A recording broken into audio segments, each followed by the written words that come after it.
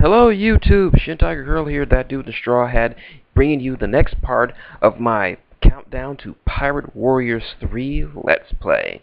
Last time we looked at the first of the 7 Warlords of the Sea, the Surgeon of Death, Trafalgar Law. Sorry, I almost said his real name. I wanted to use his regular name. But anyway, now we move on to the first warlord to ever be introduced in the series proper. Dracule Mihawk. So, like always, all the information provided can be found on the One Piece wiki. So, if you want to learn more about the characters, the places, the items and legends and what so forth about the world of One Piece, just head on over to the One Piece wiki and just wander around, find something you like, or better yet, just read the manga and watch the anime. Trust me, they're worth watching. So, without further ado, let's get to it. Dracule Hawkeye's Mihawk is a member of the 7 Warlords of the Sea, and the first one to be revealed in the series.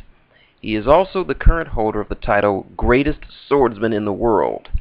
Mihawk served as Roronoa Zoro's swordsmanship master during the 2-year time skip. Personality.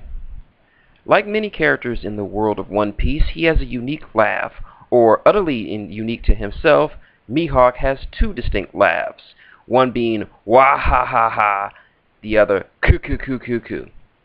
Dracule Mihawk is perhaps one of the most serious characters in the One Piece universe. Very little seems to surprise him, he rarely smiles, and he only has been seen laughing twice in the series so far.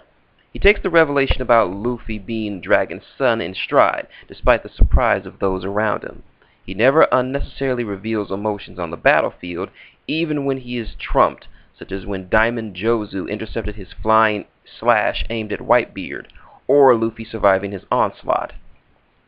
He displays a unique sense of honor, which the other warlords seem to lack, with the exception of Bartholomew Kuma, well before his final modification into PX-0, and the former warlord Jinbei.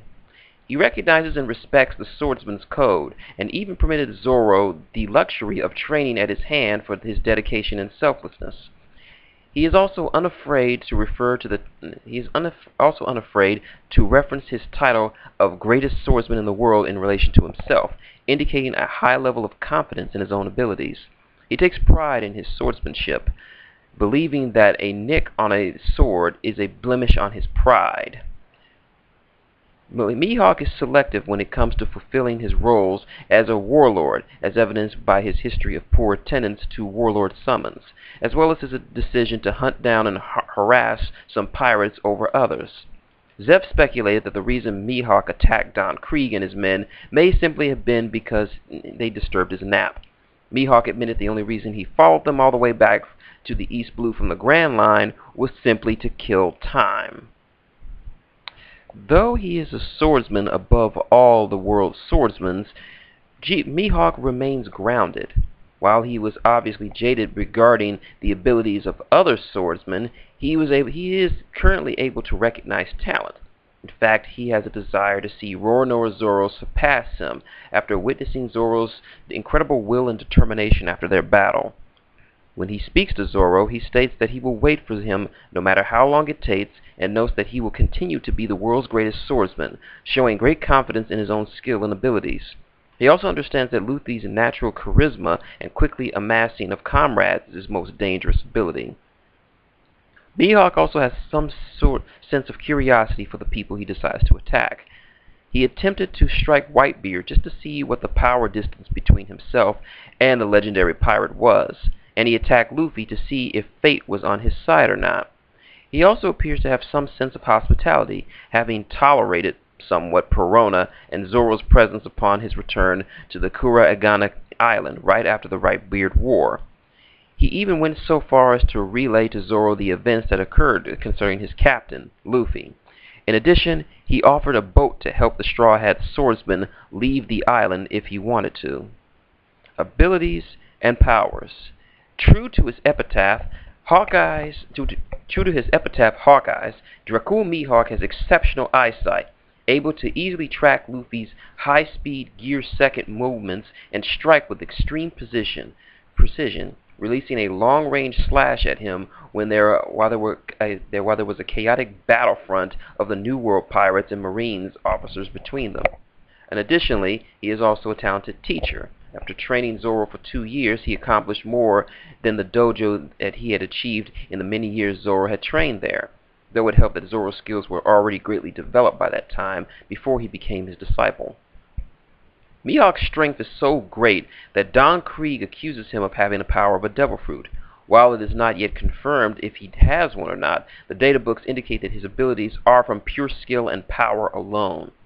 This makes Mihawk the only known warlord whose strength is based solely on his human abilities, Jinbei being the exception as he is a fishman. His first demonstration of power was defeating all but one of Don Krieg's 50-ship armada fleet and 5,000 men by himself just before a storm struck. Perhaps the most accurate and evident demonstration of his incredible power is the fact that he remained unharmed during the whole series thus far.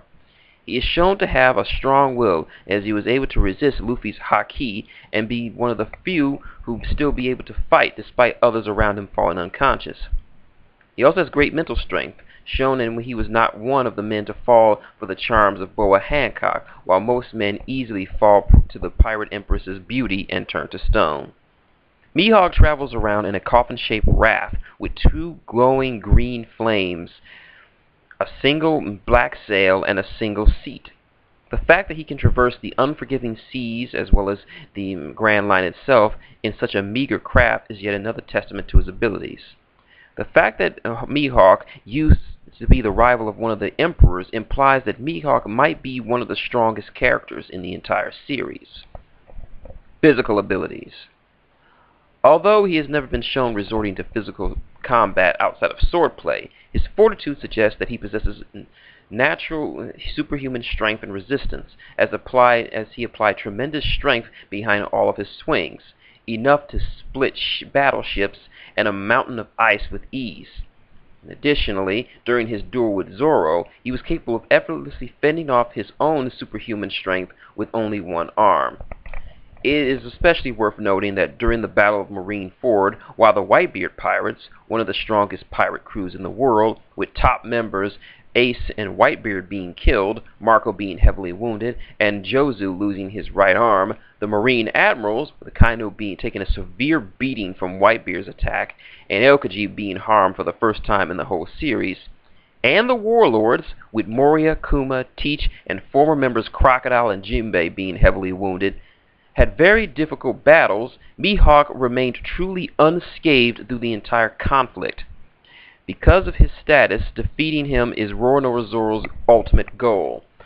Mihawk also seemed to have great strength, as he was able to stop Zoro, a formidable swordsmaster with great mastery and enormous strength, even to launch entire buildings and destroy them with powerful slashes, with only a single dagger, and holding him off with just one hand. Swordsmanship. In terms of combat, Mihawk is the greatest single swordsman alive in the One Piece world, naturally commenting on his immense mastery of swordsmanship. Back in the East Blue Saga, where Zoro, while at his weakest in the storyline, was still notorious across an entire stretch of ocean as the pirate hunter and have effectively mastered Santoryu and Nitoryu fighting styles, he was capable of effortlessly defeating a 3-sword-wielding Zoro with a single crucifix knife, his kotagana, hung around his neck disguised as a pendant, generally used as a dinner knife. He's been known to frequently have fought with Shanks when they were younger. He's also skilled at teaching, as he was able to teach Zoro quite extensively during their 2 years together. Mihawk demonstrates an immense skill in swordsmanship, especially in reference to his Yoru, having the ability to slice and destroy entire fleets of battleships or giant icebergs, yet graceful enough to deflect the course of bullets with a slight touch. He is also able to cut steel with ease and rapidity, as demonstrated with the steel-bodied Mr. One, who even Zoro struggled to defeat. Weapons. Mihawk has a pendant-shaped cross knife worn around his neck. He is shown using it as a tool to eat, but in his hands can also be a deadly weapon capable of defeating any minor or moderately skilled swordsman. Mihawk also wields the black sword Yoru, the strongest sword in the world of One Piece. When he accepts challenges for his title, he only draws this blade for those with enough spirit to earn Mihawk's respect or enough power to present a threat. Yoru is ornately decorated, life-sized sword about 7 feet in length, shaped like a crucifix with a shiny black blade, which is curved at the end. It is also revealed that Mihawk taught Zoro how to use Busho Shoku Haki to protect his swords from any damage, which not only suggests that he himself can use it, but he has possessed a vast mastery enough to teach others at this higher level. And there we have it. That is the bio for Dracule Mihawk, coming in at around 11 minutes. This might actually be the shortest entry yet. Congratulations, Chopper, you're not the shortest anymore. But anyway, that was Mihawk.